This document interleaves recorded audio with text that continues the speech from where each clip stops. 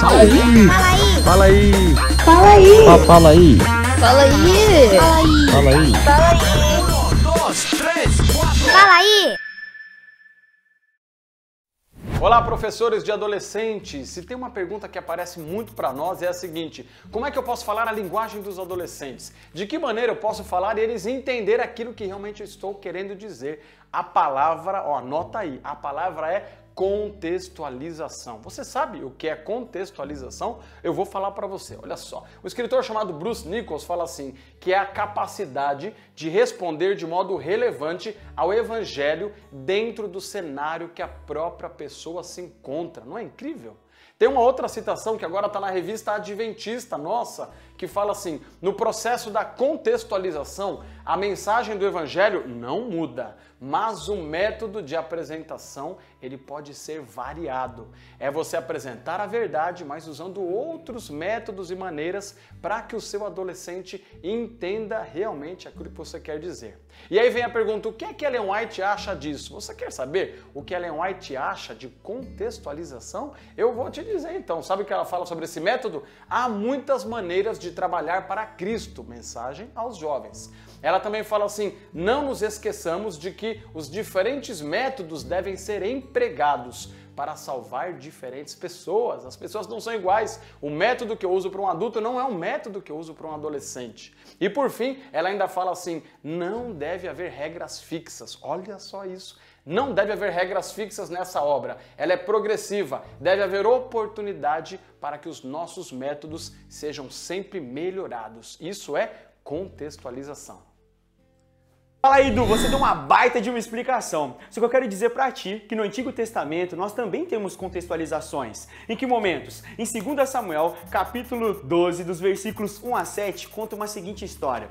O profeta Natan, ele vai encontrar Davi e ele dá um exemplo. Davi, olha, tinha um cara muito rico que tinha várias ovelhas e um cara que era muito pobre e só tinha uma ovelha. Esse cara rico foi e pegou a ovelha desse camarada que era pobre. Davi, indignado, falou assim: nossa, mas que injustiça! Quem que é esse camarada que a gente vai pegar ele? E o profeta Natan diz o quê? Esse cara é você, Davi. Davi tinha tido uma história ali, tinha passado por uma situação delicada ele acabou adulterando com a Batseba, que era esposa de Urias. E aqui o profeta Natan usou uma contextualização que tinha sentido para Davi, pois Davi ele já tinha sido pastor de ovelhas. Em que outros momentos a gente pode citar? Levíticos 16, onde ali, qual que é o significado da contextualização do santuário? Ele está representando o santuário do céu, a função do sumo sacerdote, tudo tem um tipo e um antítipo, e isso é muito maneiro, isso é muito interessante. Em que outro contexto aparece a contextualização nas pragas? Em Êxodo capítulo 7 até ali o capítulo 12, cada praga tem um significado, porque cada praga, o objetivo é para atingir um deus. Por exemplo, o Nilo, que é a primeira, vou só expor a primeira.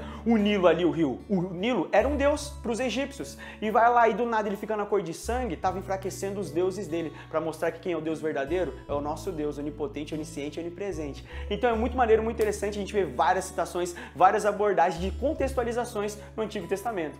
Show!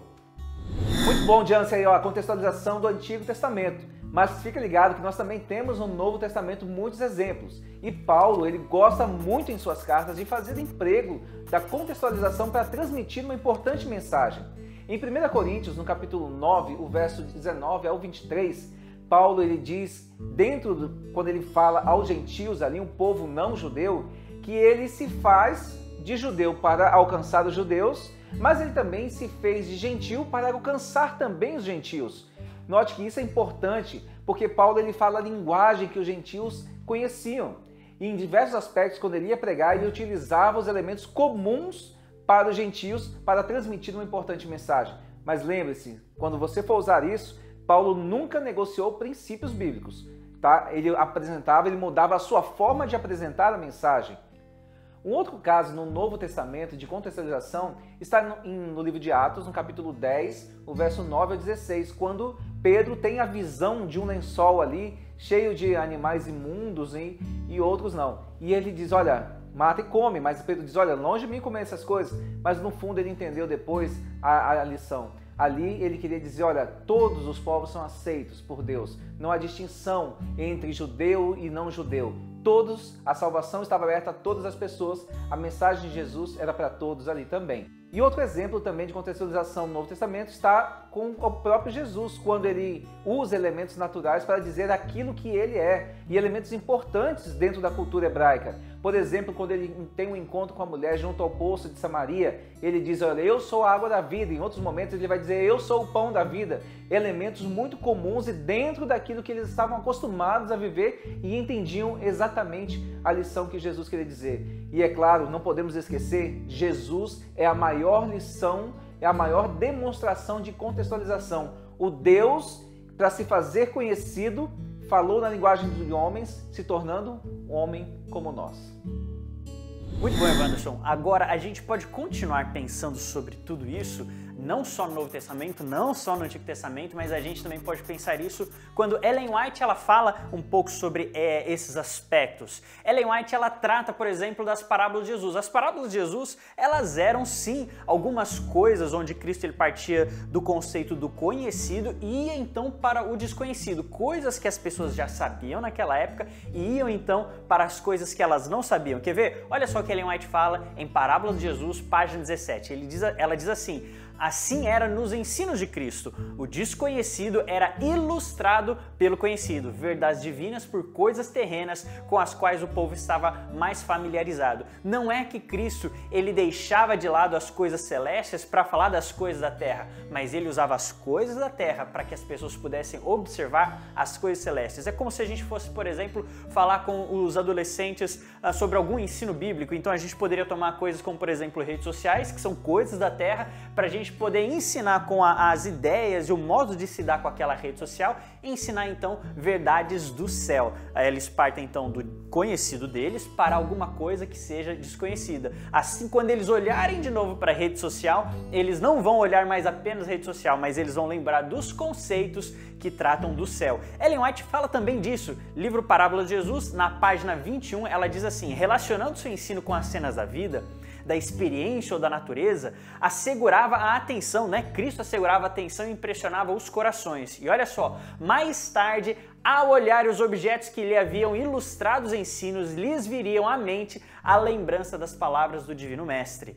E olha só, mais um pouquinho mais à frente, na mesma página, na página 21, no livro Parábola de Jesus, Ellen White fala assim: Jesus procurava um caminho para cada coração, usando ilustrações várias. Não só expunha a verdade em seus diversos aspectos, mas apelava também para os diferentes ouvintes. Despertava-lhes o interesse pelos quadros tirados do ambiente de sua vida diária. Jesus ele partia então das coisas conhecidas para ir para o desconhecido, partia do ambiente diário, comum que as pessoas já viviam, para que neles, ao olhar para aqueles ambientes, eles pudessem então lembrar das verdades celestes. E para encerrar esse momento, George Knight, um dos grandes pensadores da nossa igreja, ele diz o seguinte: as parábolas são uma ficção, uma vez que se trata de uma história imaginária. Todas as parábolas de Cristo, elas são ficção, porque são todas histórias imaginadas, não eram necessariamente histórias reais, mas não é porque eram ficção, elas deixavam de falar das verdades do céu.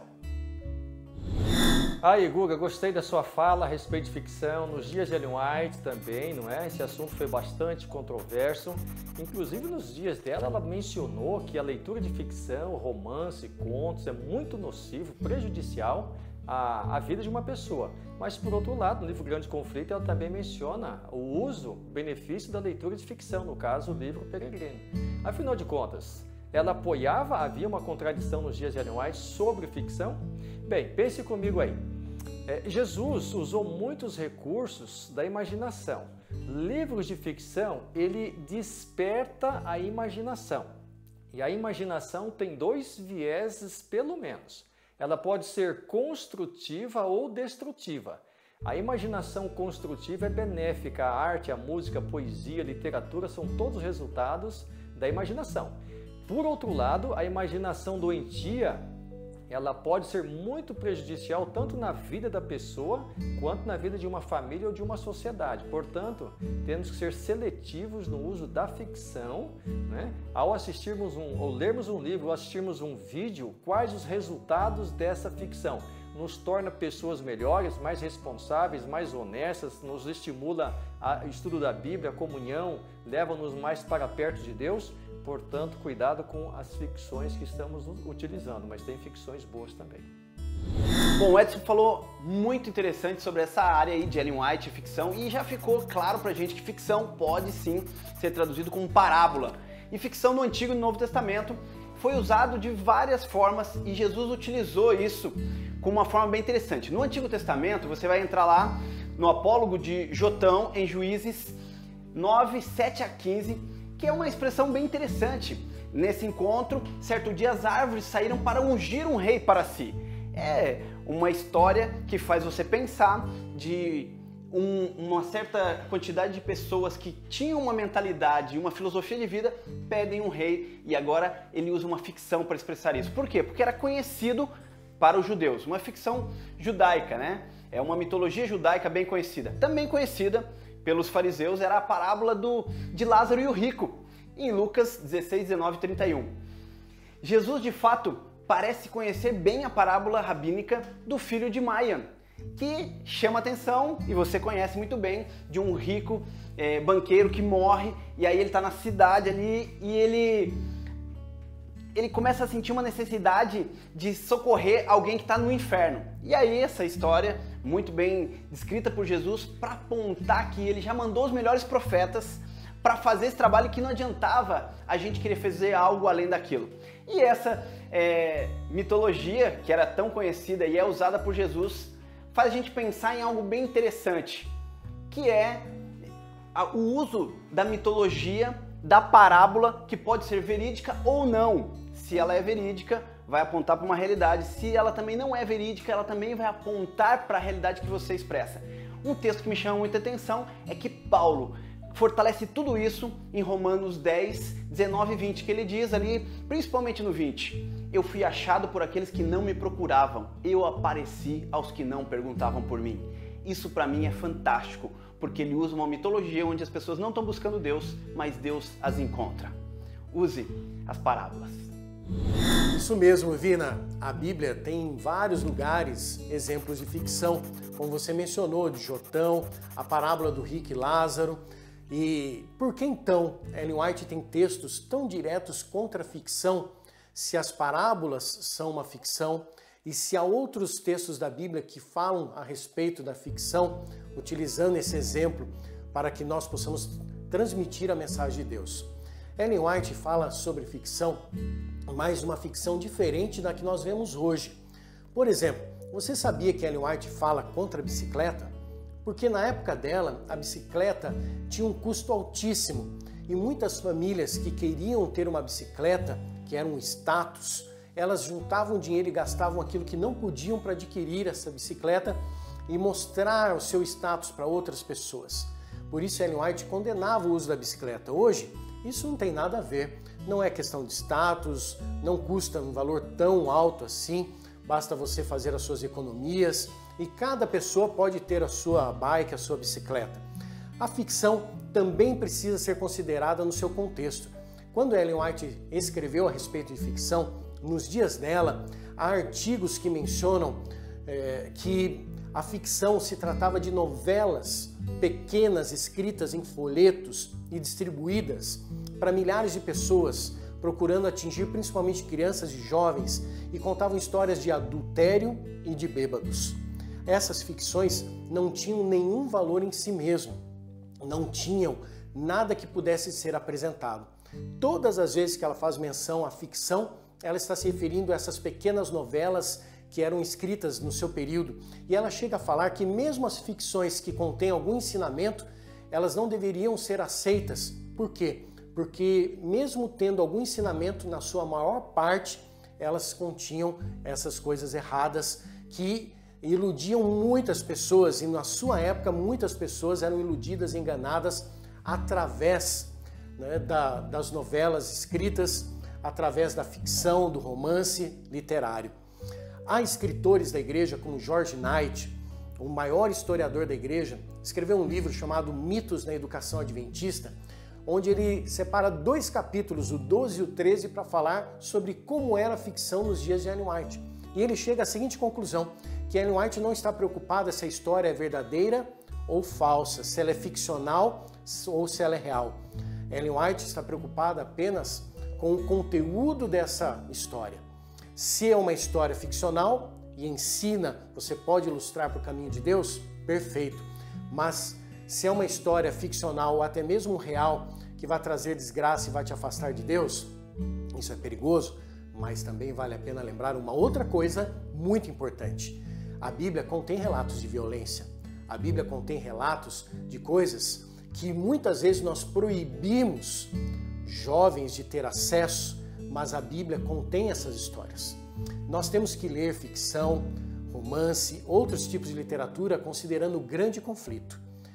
Nós podemos assim ter ensinamentos que vão nos ajudar na nossa relação com Deus e nos afastar do pecado. George Knight menciona que a questão toda envolvendo ficção no período de Ellen White não está relacionada a se pode ou não ler, mas sim sobre o que ela trata. E uma vez que o próprio Jesus se utilizou de uma ficção que falava a respeito de vida após a morte, para dizer para os fariseus que se eles amassem o dinheiro iriam se perder, isso pode criar um ponto de interrogação na minha cabeça e na sua. E por que não utilizar-se de ficções, mesmo que tenham conceitos equivocados em relação ao Evangelho, mas se tem ali algo que você pode utilizar para ensinar alguém, um adolescente, uma adolescente, você deve partir do conhecido deles para levá-los para o desconhecido. Eu espero que esse devocional tenha ajudado você a entender que a Bíblia pode ser sim ensinada para os adolescentes de uma forma agradável, criativa, onde eles se sintam atraídos às verdades da palavra de Deus. Basta você procurar entrar no mundo deles e não criticar o que eles estão vendo ou assistindo, porque se você criticar, as portas se fecham.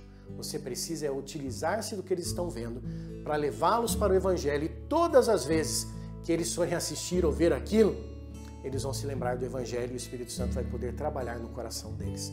Era assim que Jesus fazia e eu espero que você, como professor dos adolescentes, faça isso.